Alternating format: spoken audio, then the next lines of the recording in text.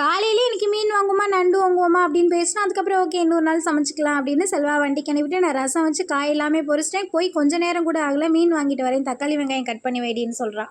பயங்கர கடுப்பாகி போச்சு. எவ்வளோ நேரம் நான் அடுப்பில் உட்காந்து சமைச்சு இதுக்கு முன்னாடியே சொல்லி தான் நான் சமைக்காமல் இருந்திருப்போம்ல. சரி ஓகே எனக்கு ரொம்ப பிடிக்கும் தான் முரல் மீன் வாங்கிட்டு வந்தான்.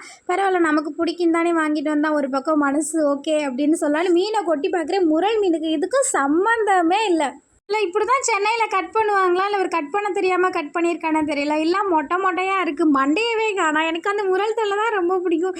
சரி ஓகே சாமி, இனிமேல் வந்து எனக்கு பிடிக்கும்னு முரல் மீன் மட்டும் சென்னையில் வாங்காதான், நான் ஊரில் போயே சாப்பிட்டுக்கிறேன் அப்படின்னு சொல்லிட்டு இருந்த ட்ரெஸ் அப்பெல்லாம் துவச்சி காய போட்டேன். இதை காலையில் இந்த தோசை வேறு கல்லில் நல்லா ஒட்டிக்கிடுச்சு. அதை போட்டு சுரண்டுருக்கலையும் பாதி எனர்ஜி போயிடுச்சு. சரி என்கிட்ட தக்காளி வெங்காயம் கட் பண்ணி கொடுத்துட்டு செல்வா நீ என்கிட்ட வை அப்படின்னு இருந்த ட்ரெஸ் அப்பெல்லாம் காய போட்டுட்டு குழம்பு இன்றைக்கி மொக்கையாக தான் இருக்குன்னு நினச்சேன். பரவாயில்ல குழம்பு மட்டும் நல்லா டேஸ்ட்டாக இருந்தது.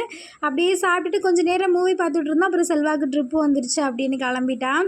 நம்மளும் கொஞ்சம் நேரம் மாடியில் வேடிக்கை பார்த்துட்டு பசிக்கல, கொஞ்சம் லேட்டாக தான் சாப்பிட்டோமா, கொஞ்சம் வேலை இருக்கு எல்லாத்தையும் முடிச்சுட்டு நம்மளுக்கு தூங்குவோம். இன்னைக்கு நம்ம ஃபேமிலியில் மணி, அருள், பால சுப்ரமணியன், கிறிஸ்டினா, ரஞ்சித், அனிதா, செல்வப்பிரியா அவங்களுக்கு இனி திருமண நாள் வாழ்த்துக்கள். அப்புறம் பிரகாஷ், ஷிஃபானா, மீம், ரஷிதா, பிளஸி, ரூபா, மித்ரா அவங்களுக்கு ஹாப்பி பர்த்டே.